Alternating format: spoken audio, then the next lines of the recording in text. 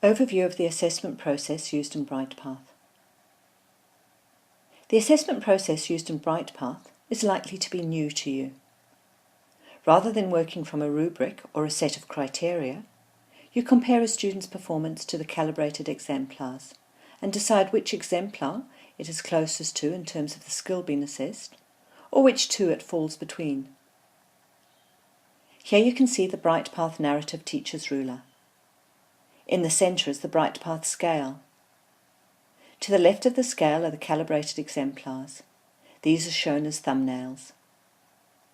The performance to the far left is one of the calibrated exemplars, which is enlarged so it can be read. On the right is Jasmine's performance, ready to be assessed. As you scroll along the ruler, you can view the exemplars and the descriptors. You need to know the exemplars well and use them to arrive at your score.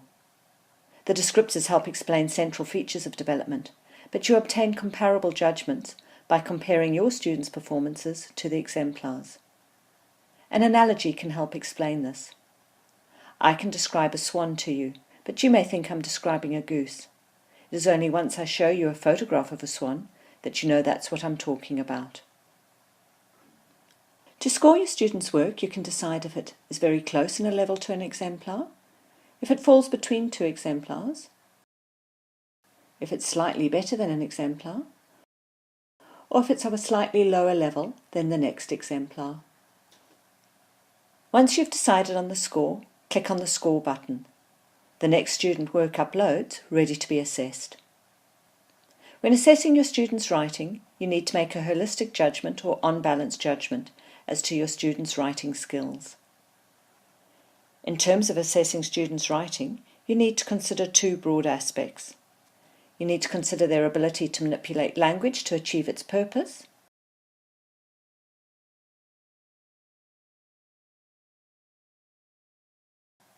and the extent to which their writing adheres to the writing conventions.